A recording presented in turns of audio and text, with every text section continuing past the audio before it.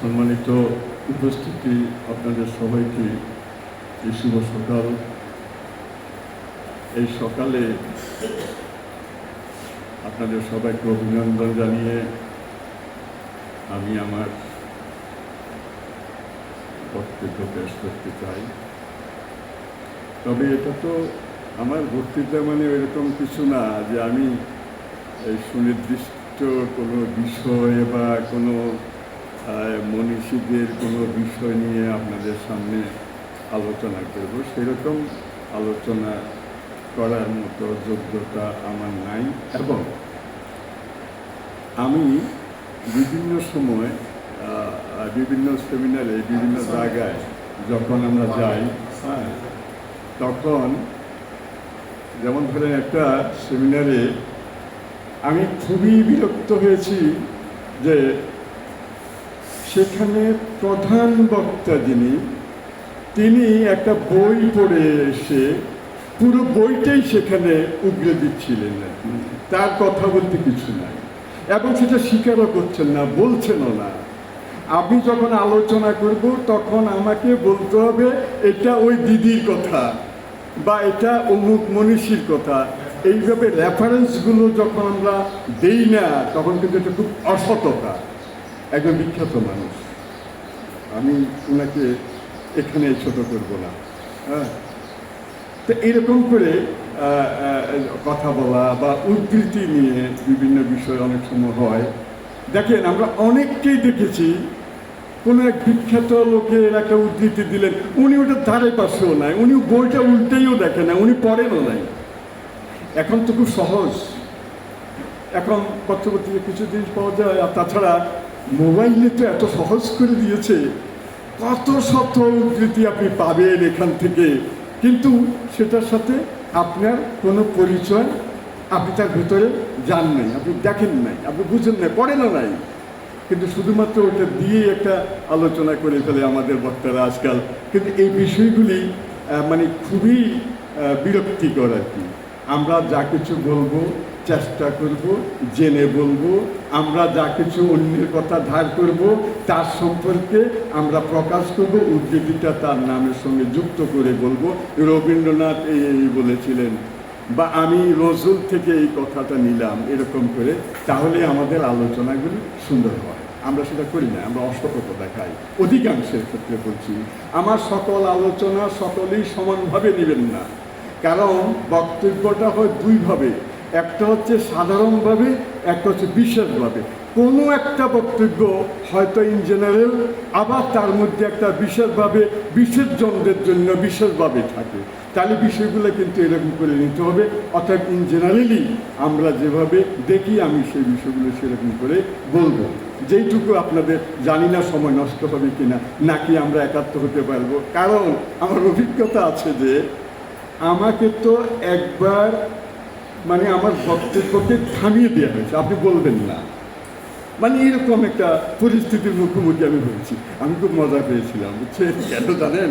কারণ আমার ঘাটা এমন জায়গায় গিয়ে লেগেছে, তারে সত্যের ব্যাপারটা বিচলিত হয়ে পড়েছে আর কি।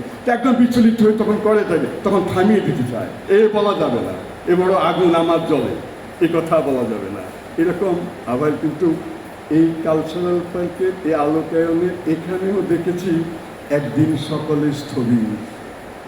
আমার খুব মজা হয়েছে। কেন হয়েছে? আমি আমার আলোচনায় সবাই স্তব্ধ হয়ে গেলেন কেন, একজনের কোনো সাড়া পেলাম না কেন? তার মানে সকলের কাছে সমানভাবে এমনভাবেই কার্যকর হয়েছিল যে আমরা সকলে স্থবির হয়ে গেলাম, নীরব নিশ্চুপ হয়ে গেলাম, নিঃশ্বাসের আওয়াজটা পর্যন্ত এই হলে ছিল না। আমি খুবই আনন্দ পেয়েছি। হতে পারে হয়তো এরকম। আজকে আমি দু একটা বিষয় নিয়ে কথা বলবো। শুধুমাত্র গত কয়েকদিন আগে আমাদের দাদার নান্টুদার একটা ফেসবুকে একটা পোস্ট দেখেছিলাম। সেখানে উনি লিখেছেন যে আমরা মানুষ আসলে কেমন আজব প্রাণী, যে সে নিজে মূর্তি বানিয়ে সে তার থেকে কল্যাণ প্রত্যাশা করছে, কল্যাণ চায়। আমি খুব আশ্চর্যই লক্ষ্য করলাম যে সেখানে যে প্রতিক্রিয়াগুলো, যে প্রতিক্রিয়াগুলো যেন পাল্টা ঝগড়াটে এবং মানে এরকম করে প্রতিক্রিয়াগুলো মানে ঝগড়া করার মতো করে। কবি তো বলেছেন আত্মরাতের ঘা দিয়ে তুই বাঁচা, তো ঘা মেরে বাঁচানোর জন্য চেষ্টা করলে তো মহাবিপদ দেখা যায়। যে ঘা দিলেন জেগে ওঠার জন্য, তারা কিন্তু জেগে উঠলেন না, তারা শুয়ে রইলেন, আর সেখান থেকে তারা যত রকমের গালাগালি করলেন। কারণ কি, এখন এই মূর্তি পূজা যারা করেন তাদের সে মূর্তি বানিয়ে পূজা করার পক্ষে নিশ্চয়ই যুক্তি আছে। আপনারা কিন্তু এখনই আবার কেউ কেউ মনে মনে ভাবছেন যে আমি বুঝি আপনাদেরকে আবার একটু নেতিবাচকভাবে ঘা মেরছি। না না, সেটার কোনো না, উনিও তা করেন নাই। কিন্তু বুঝতে হবে যে আপনার যুক্তিটা দিয়ে একটা লোকে কেন পেলাম না যিনি তার যুক্তি দেখালেন। এই যে আপনি বলছেন যে ঠিক না, কারণ এই মূর্তির এই ইতিহাস আছে, এই কারণ আছে, এই যৌক্তিকতা আছে, এই কার্যকারিতা আছে। সেরকম করে একটা প্রতিক্রিয়া আমি দেখিনি। প্রতিক্রিয়াগুলো পাল্টা আক্রমণ, আক্রমণের পর আক্রমণ। এটা খুব আশ্চর্য হলাম এই কারণে যে আমাদের সমাজ এই কথা দিয়ে, এই পোস্টের প্রতিক্রিয়াগুলো দিয়ে আমরা বুঝতে পেরেছি আমাদের সমাজ এখনও জেগে উঠতে পারেনি, এখনও জ্ঞান বিজ্ঞান চর্চা করার জন্য, পরমত সহিষ্ণুতার জন্য এখনো পর্যন্ত প্রস্তুত নয়, এখনো পর্যন্ত তৈরি হয় না। এটা খুবই দুঃখজনক। আপনি আপনার পক্ষের যুক্তিগুলো তৈরি করবেন, সেটা বলবেন। যেই সমাজে কোনো ধরনের তর্ক চলে না, যেই সমাজে কোনো যুক্তি চলে না, যেই সমাজ প্রশ্ন করতে দেয় না, সেই সমাজ বন্ধা এবং সেই সমাজ সৃষ্টি করতে পারে না। আমি প্রশ্ন করতে দিতে হবে। আমি এক জায়গায় একটা আলোচনা করছিলাম সাম্প্রতিক সময়ে বাংলাদেশের রাজনীতি এবং আমরা কোথায় কোন পথে যাচ্ছি। আমি কিন্তু কোনো রাজনীতি আলোচনা করবো না, সেটা আপনার মনে আগে থেকে বলে রাখি। সেখানে আমি প্রসঙ্গক্রমে বলছিলাম আমাদের ভবিষ্যৎ বাংলাদেশের সামাজিক অধিকারগুলি কেমন হবে। সেখানে আমি প্রশ্ন তুলেছিলাম, আমি যেইটুক জানি, যেইটুক বুঝি, আমি আমার অবস্থান থেকে প্রশ্ন করতে পারবো কি না, সেটি যেই বিষয়ই হোক না কেন। আমার মনে আসে আমি সৃষ্টিকর্তা কে, তিনি কোথায় থাকেন, এই প্রশ্নটা যদি আমার মনের ভেতর যদি আসতে পারে না, তা আমি সেই প্রশ্নটা করতে পারি না। যেই সমাজ আমাকে ওই প্রশ্ন করতে দেয় না, সেই সমাজ কোনো কিছু সৃষ্টি করতে পারে না, সভ্য হতে পারে নাই। এটা সভ্য সমাজ নয়। তাহলে আমরা একটা সভ্য সমাজ তৈরি করতে চাই। সেই সভ্য সমাজ তৈরি করার জন্য কালচারাল পার্ক খুব ছোট্ট করে হলেও নিজস্ব একটা ক্ষুদ্র পরিসরে একটা চর্চা অনবরতই চালিয়ে যাচ্ছে। আমরা সে কালচারাল পার্কের সঙ্গে যুক্ত থাকতে পেরে নিজেদেরকে খুব ধন্য মনে করছি। কিভাবে সেটা? নামটা হচ্ছে কালচারাল পার্ক। এই কালচারাল পার্ক কি করে মানুষের মধ্যে, সমাজের মধ্যে কালচার তৈরি করবে, মানুষকে কালচার করবে, সংস্কৃতিবান করবে। এই সংস্কৃতিবান করার জন্য যে প্রতিষ্ঠান, সে কালচারাল পার্ক। পার্ক কেন হয়েছে? সেই কালচারাল পার্কের টোটাল সংগঠনের ছায়ায় বেশ কিছু জিনিস সেখানে গড়ে তোলা হচ্ছে এবং ভবিষ্যতে আরও অনেক পরিকল্পনা আছে। সেগুলি আমাদের অজানায় থাকলেও থাক, আমরা দেখতেই থাকি, আরও হয়তো অনেক কিছু হয়তো হতে যাচ্ছে, হবে। যেমন ইতিমধ্যে একটা ঘোষণা আছে যে এই যে আরেকটা সকল, সেখানে কোনো ধর্ম নয়, সকল জাতি ধর্ম নির্বিশেষে সকল মানুষ একটু প্রশান্তিতে কিছু সময় কাটাবে, নিজের ভিতরে তখন কিছুক্ষণ সময় কাটাবে, নিজের ভিতরে কিছুক্ষণ আত্মমগ্ন থাকবে। এই ধরনের একটা জায়গা তৈরি করতে চান। কালচারাল পার্কে কি আছে? সেলাই প্রশিক্ষণ আছে, লাইব্রেরি আছে, শিশুদের কিছু এক্সট্রা কারিকুলাম, কিছু পড়ালেখা আছে, কিছু শৃঙ্খলা শেখানো হয়, সেখানে কম্পিউটার প্রশিক্ষণ হয় এবং সেখানে বাচ্চাদের এই যে কারাতে প্রশিক্ষণের ব্যবস্থা হচ্ছে, ইত্যাদি ইত্যাদি অনেকগুলো আয়োজন। এই সমস্ত আয়োজনটাই হচ্ছে পার্ক। সমস্ত আয়োজন, আর তার সর্বোচ্চ উপরে আছে মেডিটেশন সেন্টারকে কেন্দ্র করে সে আয়োজন। এই জন্য এটার নাম করা হয়েছে কালচারাল পার্ক।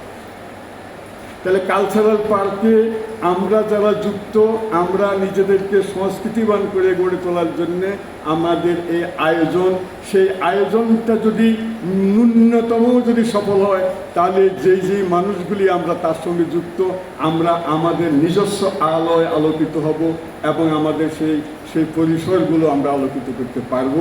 এবং বাংলাদেশ যদি বলি একটু বেশি বড় হয়ে যায় নাকি, বাংলাদেশ এখান থেকে শিখবে, আমরা এখান থেকে শিখছি। তাহলে আগামী দিনের বাংলাদেশ কেমন হবে? আমি যখন সেখানে আলোচনা করলাম, তারা আমার কথাগুলোকে ওইভাবে নিতে পারেন নাই। আমি বললাম, জাতি নয়, ধর্ম নয়, সংখ্যার ভিত্তিতে নয়, সকল মানুষ সমান নাগরিক মর্যাদার ভিত্তিতে বাংলাদেশে বসবাস করতে পারবে কিনা ভবিষ্যৎ বাংলাদেশে, সকল মানুষ সকল বিষয়ের উপরে সে তার প্রশ্ন করতে পারবে কিনা ভবিষ্যৎ বাংলাদেশে। যদি না পারে, তাহলে সেই বাংলাদেশ আমরা চাই না। সেই বাংলাদেশ কোনো গণতান্ত্রিক বাংলাদেশ হবে না, সেই বাংলাদেশ সুন্দর বাংলাদেশ হবে না, সেই বাংলাদেশে সংস্কৃতি গড়ে উঠবে না। তাহলে আমরা সংস্কৃতিগুলোকে কিভাবে দেখি, তার ভিত্তিটা কি? দেখেন, সংস্কৃতি হচ্ছে যে একটা সুপার স্ট্রাকচার বলে এটাকে। আমরা যখন ক্ষুধার্ত থাকি, আমাদের প্রথম প্রয়োজন ক্ষুধা নিবারণের জন্য কাজ করা। ক্ষুধা নিবারণের জন্য যদি আমরা কাজ না করি, যে মানুষ প্রচণ্ড ক্ষুধার্ত সর্বক্ষণ, সেই মানুষ সংস্কৃতি চর্চা করার সুযোগ তার গড়ে ওঠে না। তাহলে এটা হচ্ছে তার ভিত্তি, এবং এই ভিত্তিটা প্রথম কাজটা আমরা শেষ করলাম। তারপর ধীরে ধীরে আমরা সংস্কৃতির সর্বোচ্চ পর্যায়ে আমরা পৌঁছালাম। সর্বোচ্চ বলতে কোনো কিছু নাই, যদিও আপাতত বোঝার জন্য বললাম। আমাদের অর্থনীতি, রাজনীতি এবং সংস্কৃতি, এই তিনটা স্তর থাকে। এই তিনটা স্তরের সর্বোচ্চ পর্যায়ে সংস্কৃতি যেহেতু, এই জন্য এটাকে সুপার স্ট্রাকচার বললাম। এবং এই জায়গায় যখন আমরা পৌঁছাবো, তখন কিন্তু আমার ক্ষুধা তৃষ্ণার সমস্যার কথা আর মনে থাকবে না। তখন আমার কাছে ক্ষুধা তৃষ্ণা প্রধান হবে না। তখন প্রধান কি? প্রধান আমার ক্ষুধা তৃষ্ণা, সেটা মিটালাম। তারপরে যখন আমি সংস্কৃতি ওই জায়গায় যখন পৌঁছাবো, তখন কিন্তু সেই ক্ষুধা তৃষ্ণা আমাকে নিচের দিকে নামাতে পারবে না। আমরা প্রসঙ্গত আরও কিছু জিনিস আমরা দেখতে পাই, যে কিভাবে আমার যেখান থেকে উৎপত্তি, যেখান থেকে শুরু করি, একটা জায়গায় গিয়ে এমন একটা গুণগত পরিবর্তন ঘটে, তখন যেখান থেকে শুরু করলাম তার সঙ্গে কোনো মিলই থাকে না। ছোটোবেলায় পড়েছি কি, দুগ্ধ মন্থন করিলে মাখন উৎপন্ন হয়। এখন দুগ্ধ মন্থন করিলে মাখন উৎপন্ন হয়, মাখনকে আপনি ইচ্ছা করলে আর দুধে পরিণত করতে পারবেন না। তার গুণগত পরিবর্তনটা এমন জায়গায় পৌঁছে গেছে, এবং সেখানে সে মাখনকে জাল দিলে আবার ঘি উৎপন্ন হয়। তো ঘি যখন উৎপন্ন, তার সর্বশেষ পর্যায়েটা পৌঁছে গেছে। দুধ কোথায় পৌঁছাচ্ছে? দুধ তার সর্বোচ্চ পর্যায়ে পৌঁছে গেছে। তাহলে সেখান থেকে আবার দুধে নামানো আর সম্ভব হয় না।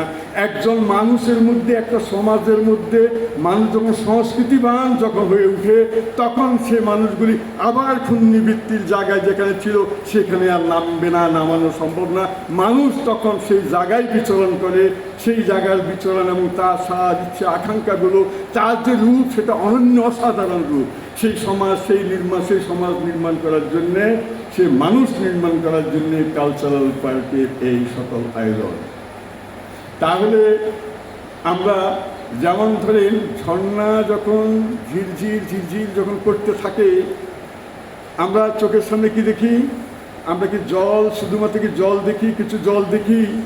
যখনই আপনি ঝর্ণা কল্পনা করবেন, তখন তার সঙ্গে পাহাড় কি এসে যাবে না? পাহাড়কে ছাড়া কি আপনি ঝর্ণা কল্পনা করতে পারবেন? নদী যখন ভাববেন, নদী যখনই আপনি ভাবেন, তখন আপনি দেখেন কিছু নদীর পানির একটা স্রোত আপনি দেখতে পারেন। কিন্তু পানি ছাড়া, স্রোত ছাড়া নদী কি কল্পনা করা যায়? সাগর যেখান থেকে, ঝর্ণা যেখান থেকে শুরু হয়েছিল, সে নদীতে এসে নিজেকে মিলিয়ে নিল। আবার নদী যখন যেতে যেতে সে সাগরে মিলায়, মানুষ একজন সংস্কৃতিবান মানুষ তখন সাগর হয়ে যায়। তখন আমি সাগর, আমার কাছে এসে নদীগুলি তার নিজেকে মিলাবে। নদী যদি সাগরে না মিলায় তাহলে নদী বন্ধ হয়ে যাবে, ব্যর্থ হয়ে যাবে, মরে যাবে। এখানেই তার সার্থকতা। ঝর্ণা যখন ঝিরঝির করে ঝলতে ঝলতে যখন সে নদীর সৃষ্টি হয়, সেই নদী যখন সাগরে যখন মেশে, এখানেই তার সার্থকতা। তাহলে এই যে সার্থক করে তোলা, জীবনকে সার্থক করে তোলা, এই যে কাজ, সেই কাজগুলি কালচারাল পার করে যাচ্ছেন। আমার সময় হয়তো খুব বেশি নাই, আমি এর জন্য আর খুব বেশি কথা বলতে পারলাম না। আমি আজকে কিছু কথা আপনাদের সামনে বলবার, এরকম করে নিজের মনের কিছু কথা বলবার এরকম করে খুব ইচ্ছা ছিল। তারপরেও সর্বশেষ একটা কথা বলি। প্রভাবনা পূর্ণিমা গেল, আমি প্রতি বছর এখানে থাকি, এবছর থাকতে পারিনি। সৌন্দর্যটা দেখার জন্যই থাকি, যে আয়োজনটা দেখার জন্য থাকি, মানুষগুলিকে বোঝার জন্য থাকি। আপনারা সকলেই জানেন যে এই পূর্ণিমার এই দিনে যে ফানুস উড়ায়, সেগুলি কিন্তু একসময় পরিবার কেন্দ্রিক ছিল, বাড়ি বাড়ি ছিল। পরিবার বাড়ি থেকে হয়তো তার গাদায় আসছে, এইটুকুর মধ্যেই সীমাবদ্ধ ছিল। কিন্তু সেটা মানুষ যখন দেখলো, সেটাকে আরও বৃহৎ পরিসরে নিয়ে যায়। তাহলে আরও যখন বৃহৎ পরিসরে আনতে গেলে তাহলে মন্দির কেন্দ্রিক হলো। যেখানে মন্দির নেই সেখানেও কোনো একটা জায়গায় জড়ো হয়ে সেই উৎসবটা করছে। ফানুস উড়ানোর এটা এখন মহা একটা উৎসবে পরিণত হয়েছে। বাংলাদেশের এই অঞ্চলের ধর্মের আচারগুলি একটা উৎসবের সাথে সম্পর্কিত। হিন্দু ধর্মগুলো ওই যে আবার সে মূর্তির কথা এসে যায়, তো সেই ধর্মগুলো যেমন তখন হিন্দু ধর্ম একটা উৎসবমুখী ধর্ম, তার সমস্ত কাজের মধ্যে একটা উৎসব আছে। আরব অঞ্চলে যে সমস্ত ধর্মগুলি তৈরি হয়েছিল, সেগুলির সঙ্গে এই অঞ্চলের ধর্ম এবং ধর্মের আচারগুলির মধ্যে এই হচ্ছে পার্থক্য। এই অঞ্চল হচ্ছে উৎসবমুখর, ধর্মের সমস্ত অনুষঙ্গগুলি পালন করা হয় সেরকম করে। আর আরব দেশে শুধুমাত্র নির্দিষ্ট কিছু সীমার মধ্যে, নির্দিষ্ট কিছু বাণীর মধ্যে তা সীমাবদ্ধ রাখতে চেয়েছিল। বাণীর মধ্যে কোনো কিছুকে সীমাবদ্ধ রাখা যায় না, আইন করে মানুষকে আটকে রাখা যায় না। মানুষের ভেতরে প্রশ্নই আসবে, সমস্ত হওয়া উচিত প্রশ্ন করার মতো। অতএব আপনাদের সবাইকে অনেক অনেক ধন্যবাদ। এটুকু শুনলেন, ধন্যবাদ সবাইকে, ভালো থাকবেন।